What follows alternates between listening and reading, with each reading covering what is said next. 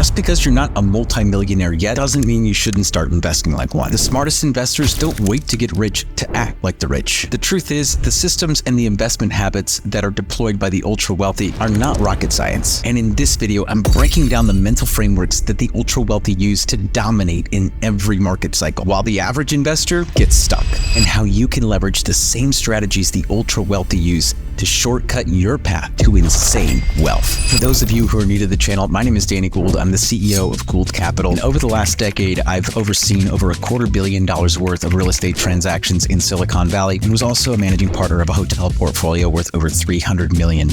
And in that time, I have had the opportunity to interface with hundreds now of high net worth and ultra high net worth individuals, as well as private institutions, family offices. And in that time, I've managed to observe what makes their investment strategies different, and how you can use the same strategies to shortcut your path to massive wealth. Now, I want to make one thing clear right off the bat. This video isn't for somebody that is making $30,000, $40,000, $100,000 a year. At the end of the day, if you want to invest like the ultra wealthy, you have to have money to invest. So if you're watching this video and you're looking for like a get rich quick scheme, this is not it. Nor is this going to be a video on how to increase your income. You know, if you're making over $200,000 or $300,000 a year, or have a net worth of over $1 million, this video is for you, because the strategies that we're going to be talking about do require a fairly significant amount of capital in order to invest. So if you don't have like at least $100,000 to $200,000 sitting on the sideline ready to deploy at a moment's notice for the right investment opportunity, this video isn't really for you. Now, with that being said, let's talk about the mental frameworks that the ultra wealthy deploy versus the frameworks that the average American investor deploys. Because let's face it, even if you do fall in that bucket of having $200,000 to $300,000 and making $200,000 to $300,000 a year, or your net worth is over $1 million, still I find that the majority of the people who fall into one of those two buckets have been indoctrinated by the Wall Street system and have been indoctrinated by the financial advisory system. It's not fucking real,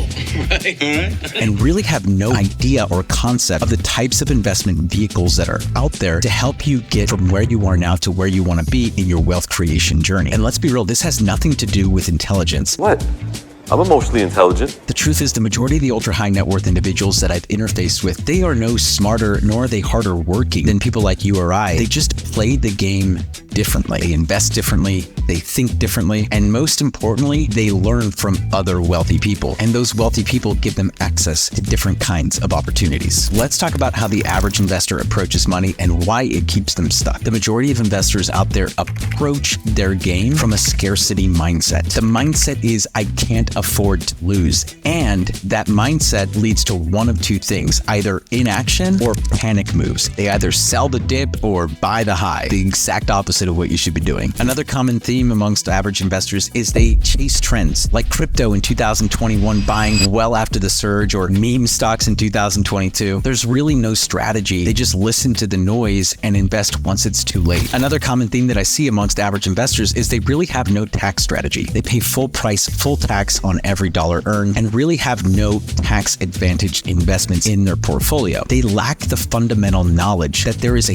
whole nother asset class out there, a whole nother type of investment out there that creates a tremendous amount of tax advantages that allows them to keep the majority of their other investments tax-free. Oh shit, tax-free? Tax-free. This is something that the ultra wealthy really understand. They understand how to diversify into tax advantage investment opportunities that keep the rest of their portfolio producing without paying tax. What I find is that a lot of investors treat investing like gambling. They want this like lottery ticket kind of rush or sensation, and they're looking for like a get rich quick scheme as opposed to building a foundation over time. If every investment that you make is boom or bust, chances are you're never going to be able to create a stable foundation for you to actually build off of. And in that same line of thought, there's just a tremendous amount of short-term thinking amongst the average investor. Because they don't have a strategy, they just allow their emotions to take over. And as human beings, we all want that short-term dopamine hit, right? We want that like short-term rush. And so a lot of investors just don't have the discipline and they don't have the strategy. And as a result, because they lack discipline, because they lack strategy, they default to their natural human tendency, which is we want results now. I want my money back now. We want that short-term rush, and that doesn't really allow for you to build long-term wealth. And finally, the mistake that I see almost every average investor make is they either hand over control of their portfolio entirely or they hoard control of their portfolio entirely. They either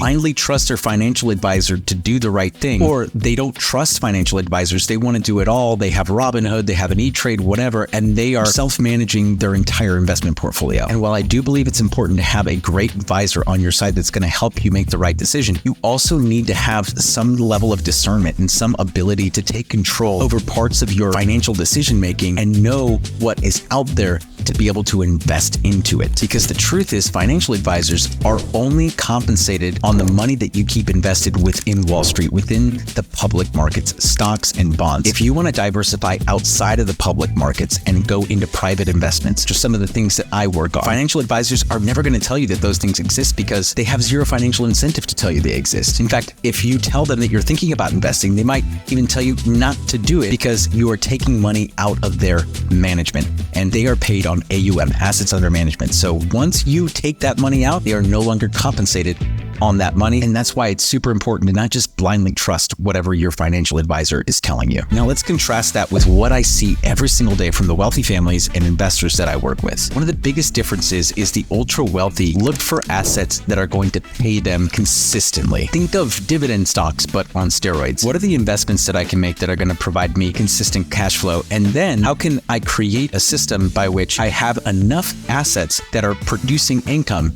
to where those income offset my expenses? And while the average American investor has 95% of their portfolio invested into public stocks and bonds, the average ultra high net worth American, meaning the top 0.1%, have only 30% of their investment portfolio invested into stocks and bonds, and over 40% of their investment portfolio is invested into private markets. Alternative investments like real estate, whether that's a direct investment into a single family home or a duplex, or investing into a real estate syndication or a real estate fund, private credit, private equity, private debt, hedge funds, venture capital. These are all alternative investment vehicles that the ultra high net worth individuals invest into in droves. And as a percentage, they invest into alternatives more than they do stocks and bonds. Why? They see stocks and bonds as a wealth preservation vehicle, and they see alternatives as their wealth creation vehicle. Whereas the average investor has been indoctrinated by Wall Street to believe that the only way that they can create wealth is through investing in stocks, bonds, mutual funds, ETFs, etc. The ultra wealthy also focus heavily on tax strategy. How can I invest in things that are going to protect my wealth, not just create more wealth? And this is really a stark contrast, a difference of philosophy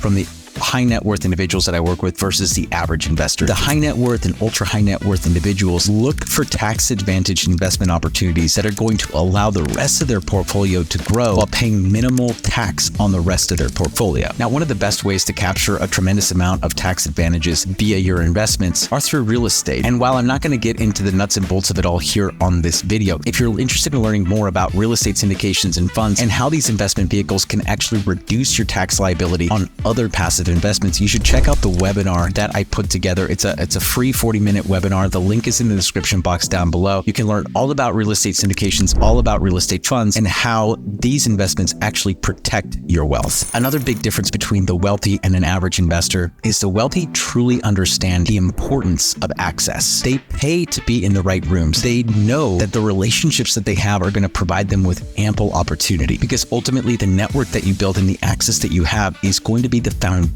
of your investment portfolio. And finally, the wealthiest investors truly play the long game. They're not in it for a get-rich-quick scheme. They're not chasing meme stocks. They're not investing into, these cryptocurrencies that are kind of, fringe cryptos that like maybe one day they're going to go up by like 1 million X. They don't really play those games. They are truly focused on building long-term wealth and long-term legacy. So ultimately, when I conceptualize the investment strategies amongst different wealth tiers, right? The poor hold all their money in like 100% cash, or they put a little bit of that cash into something like crypto where they think it's gonna make them tons of wealth in a really short amount of time. It's high risk and very little strategy. The average investor holds 90 to 95% of their portfolio in stocks, 5 to 10% of their portfolio in bonds, or maybe they're following the old 60-40 model, 60% stocks, 40% bonds. Well, over the last couple of years, bonds and stocks stocks have actually moved in the same direction, which is the complete opposite of the balance that holding those two types of assets is supposed to bring your portfolio. And because of that, I really do believe that the 60-40 model is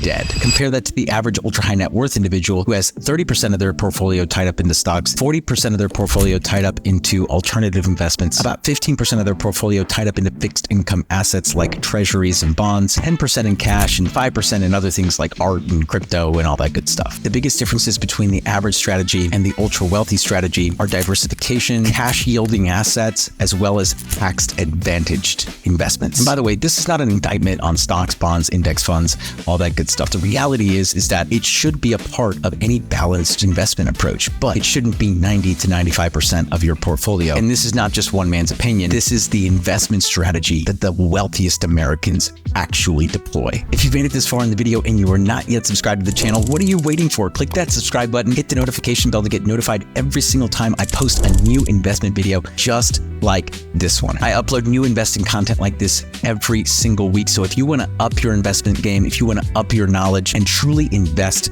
like the ultra wealthy, make sure to subscribe. This is Danny Gould, everyone, with Gould Capital, and I will catch all of you in the next video.